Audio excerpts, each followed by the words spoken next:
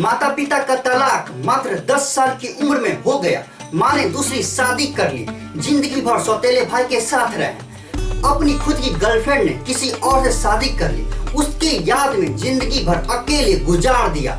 कौन थे sir Ratan Tata? Businessman, industrialist, investor, philanthropist, Padma Shri, Padma Vibhushan.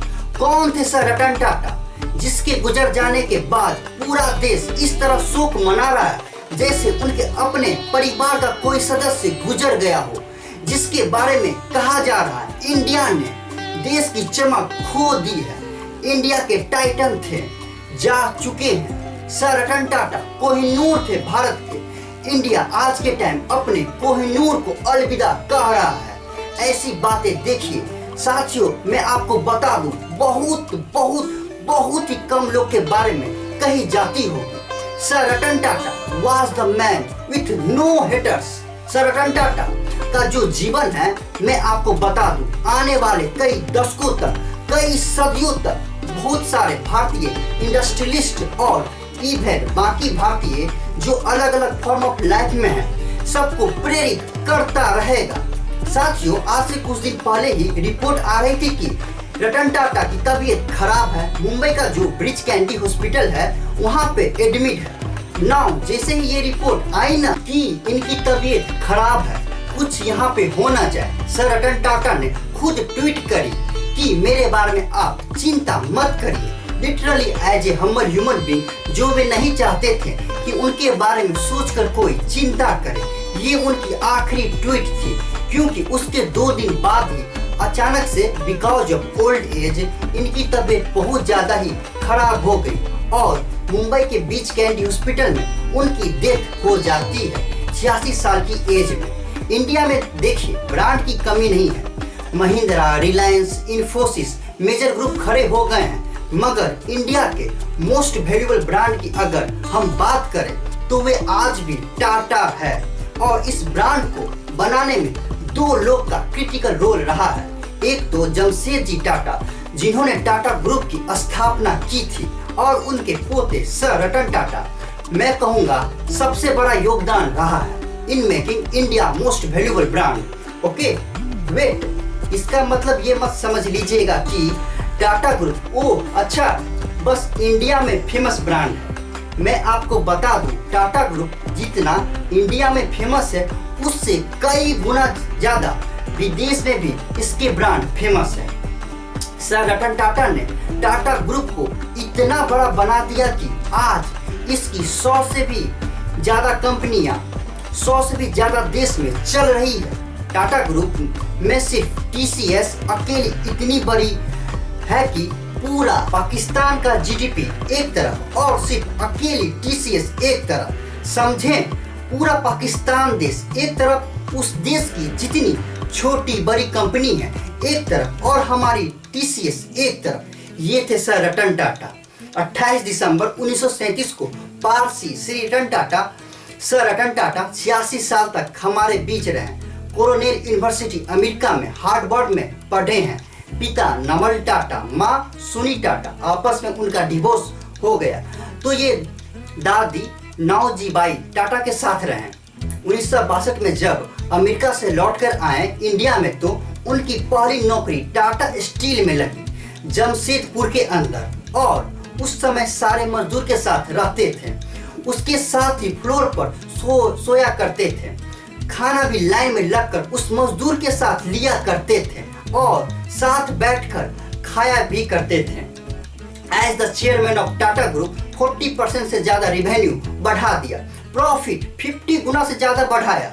साथियों, आप रतन टाटा से दुनिया भर की चीजें सीख सकते हैं। आप पंचुअलिटी सीख सकते हैं, टाइम मैनेजमेंट, लीडरशिप को कैसे तैयार करें, एक इंस्टीट्यूशन को कैसे स्केल करें, किसी ऑर्गेनाइजेशन को कैसे डेवलप करें, पीपल स्किल कैसे डेवलप करें, ग्रोथ, स्पीड, एक्सपेंशन, और सबसे इंपॉर्टेंट कैसे हम्बल, विनम्र बने रहें। साथियों, मैं अब सर रतन टाटा के जीवन से कुछ अनसुने किस्से और ऐसी कहानियां सुनाता हूं जिसे सुनकर आप इंस्पायर होंगे। पहली कहानी जिसे आप बहुत देर से इंतजार कर रहे हैं, और मैंने थंबनेल पे भी लिखा है कि रतन टाटा ने शादी करी क्यों नहीं। एक बार आया था मौका, वे शादी के बहुत नजदीक पहुंच गए थे। अमेरिका के लॉस एंजलिस में उनको वहां एक अमेरिकन लड़की से बहुत प्रेम हो गया था। उस देवी जी को भी सर रतन टाटा से बहुत प्रेम हो गया था और वो अमेरिकन लड़की से उनको इतना प्रेम हो गया था कि डिसाइड कर लिया कि अब शादी करें। इतने में ही सर रतन टाटा को इंडिया से फोन आया उनकी दादी का, अरे बेटा रतन, मैं बहुत बीमार हूँ, मेरा आखिरी समय है, इंडिया मुझसे मिलने आ जाओ। रतन टाटा को जाना पड़ा क्योंकि सारी जिंदगी उन्होंने दादी के साथ ही बिताई थी। मैंने आपको वीडियो के स्टार्टिंग में भी बताया था। तो उन्होंने उस लड़की को भी बोला, चलो अब चलते हैं इंडिया, भारत में शादी करेंगे हम लोग और मैं अपनी प्यारी दादी से भी आपको मिलवाऊंगा। पर लड़की को रुकना पड़ गया क्योंकि उसके माता पिता ने बोला, भारत में इंडिया चाइना का वार चल रहा है। 1962 का समय था, इंडो चाइना वार चल रहा था। उन्होंने बोला अभी जाना ठीक नहीं है। तो रतन टाटा अकेले इंडिया आ गए और सोचा अब देवी जी आएगी, अब देवी जी आने वाली है।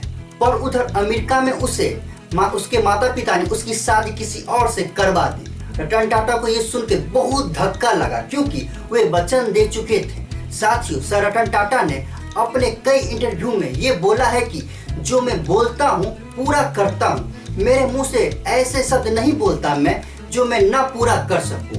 क्योंकि सर रतन टाटा ने उस लड़की को वचन दिया था कि मैं शादी तुमसे करूंगा। अब उसने किसी और से शादी कर ली तो सर रतन टाटा जिंदगी भर कभी शादी नहीं करी, अकेले रहे। दूसरी कहानी, एक बार एक कॉलेज में के चेयरमैन ने इनवाइट किया कि बड़े से फंक्शन में अब रतन टाटा आए हैं, सर रतन टाटा आए हैं, भैया रतन टाटा। बच्चे में भीड़ भाड़ हो गई, मैं पहले देखूंगा, मैं पहले देखूंगी, मैं आगे जाऊंगा, मैं आगे जाऊंगी। 2-4 बच्चे एक दूसरे को धक्के दे दिए। सर रतन टाटा ने देखा एक बेचारी बच्ची नीचे गिर गई।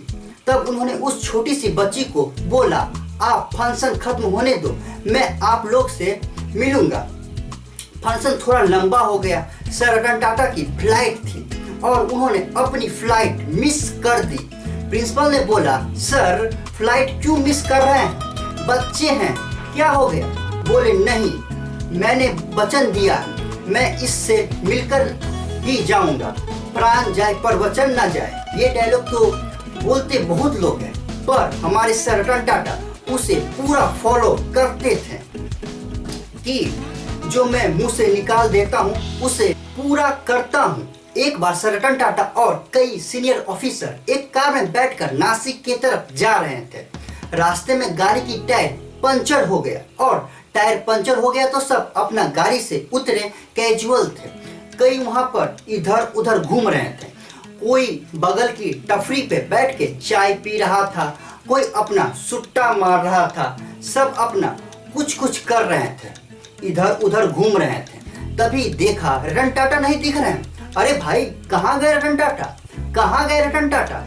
तो अचानक लोगों ने देखा कि वे अपनी शर्ट का स्लीव ऊपर करके उसके बाद जो टायर खोलने वाला औजार होता है उससे टायर खोल के ड्राइवर के साथ खुद पंचर बना रहे हैं। तो लोगों ने आकर पूछा, सर आप रतन टाटा हैं, आप काहे पंचर बना रहे हैं भैया? वो उसका ड्राइवर का काम होता है पंचर लगाना।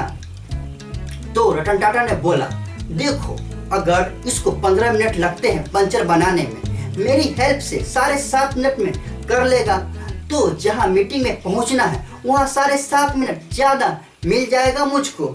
Lost of time is the lost of money. साथियों, मुंबई का 26/11 का ताज अटैक और वो अटैक जिसे सारी दुनिया जानती है, सर रतन टाटा ने सबको मदद करी। जो आदमी वहां नुकसान हुआ उसके यहाँ जितने भी एम्प्लॉय थे पर्सनल सबके घर गए। ये तो आप जानते हैं ही हैं, 60, 70, 80, 90 लाख रुपये तक उनको कंपनसेट दिया, डिपेंडिंग ऑन डिफरेंट सिचुएशन उनको पैसे दिया। इतना ही नहीं बल्कि सबको जिंदगी भर के लिए मेडिकल काउंसलिंग भी दिया, डॉक्टर दिया बिल्कुल फ्री में। उसके बाद उसके घर में बच्चे की एजुकेशन की मैरिज की सबकी रिस्पॉन्सिबिलिटी ली। ऐसे थे साथियों रतन टाटा सर, जिंदगी भर की रिस्पॉन्सिबिलिटी ली। अगर कोई लोन लिया है तो उसे भी माफ कर दिया। और साथियों, जिसे रोड पर गोली लगी, पुलिस, चाय वाला, गोलगप्पे वाला, राहगीर, जिसे टाटा ग्रुप से कोई मतलब नहीं था, पर रतन टाटा सर ने सबकी मदद करी पूरी लाइफ। जानते हैं ये सब उन्होंने कितने दिन में किया? मात्र 20 दिन में। साथियों, रतन टाटा सर कहते थे, अगर आप दूसरे को प्रसन्न देखना चाहते हैं तो करुणा का भाव रखिए, और अगर खुद को भी प्रसन्न देखना चाहते हैं तो भी करुणा का भाव रखिए। साथियों, वैसे आप रिसर्च करने बैठे तो सर रतन टाटा की बहुत सारी कहानियां मिलती है, जिसे सुनाते सुनाते पूरा दिन गुजर जाए। पर आपको एक लास्ट ताज से जुड़ा कहानी बताता हूँ। ताज होटल को ठीक कराने के लिए सर रतन टाटा ने टेंडर निकाला। भाई, होटल में आग लगी थी, गोली बम चली थी, होटल पूरा तहस नहस हो चुका था। तो उन्होंने पूरे दुनिया भर में टेंडर निकाला, कौन हमारे होटल को आके ठीक करेगा, रिपेयर करेगा। ओके, दुनिया भर में टेंडर निकाला। पाकिस्तान से भी तो कंपनी ने टेंडर अप्लाई कर दिया कि हम आपका होटल आके ठीक करते हैं। वो अच्छा, उन्होंने रतन टाटा ने ध्यान नहीं दिया, भाई पाकिस्तान की कंपनी है, मैं नहीं ठीक कराऊंगा। उन्होंने इनकार कर दिया। कसाब वहीं से आया था। तो दो पाकिस्तान के बड़े बिजनेसमैन बिना अपॉइंटमेंट लिए मुंबई पहुंच गए रतन टाटा से मिलने के लिए कि भैया हमको टेंडर दे दो। पर रतन टाटा ने उससे मिले भी नहीं, अपने ऑफिस के अंदर से ही बोल दिया सेक्रेटरी को कि बोल दो बिजी हैं। वो दोनों बाहर वेट करते रहे। सुबह से शाम हो गया। रतन टाटा ने मैसेज भिजवाया, चले जाओ, तुम अपॉइंटमेंट लेके नहीं आए हो। फिर वो दोनों पाकिस्तानी बिजनेसमैन दिल्ली पहुंच गए एक बड़े से कांग्रेस के नेता के पास। उस समय वो कांग्रेस का कैबिनेट में मिनिस्टर था। उसके पास जाकर बोलता है, आप मेरी रतन टाटा से अपॉइंटमेंट फिक्स करवा दो, हम उसका होटल ठीक कर देंगे, हमारा तो काम ही यही है। तो कांग्रेस के मिनिस्टर ने रतन टाटा को कॉल किया, हेलो, मैं मंत्री बोल रहा हूँ, मैं नाम नहीं बताऊंगा उसका। तो रतन टाटा बोले, बताइए। ये दो आदमी आए हैं बिजनेसमैन पाकिस्तान से, ये आपका होटल ठीक कर सकते हैं, इसको टेंडर दे दो आप, मीटिंग तो दे दो कम से कम, इतना तो करो। तो रतन टाटा क्या जवाब देते हैं, सुनिए, आप हैरान हो जाइएगा। बोले, तुम बेशर्म हो सकते हो, मैं बेशर्म नहीं हूँ, पाकिस्तानी को टेंडर नहीं दूंगा। और तुरंत कॉल काट दिया। ऐसे थे हमारे रतन टाटा सर। साथियों, आप भी कुछ कमेंट में सर रतन टाटा के बारे में कुछ लिखें।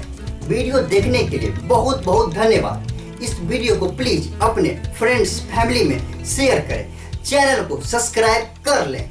तो साथियों, स्वस्थ रहिए, मस्त रहिए। जय हिंद, वंदे मातरम।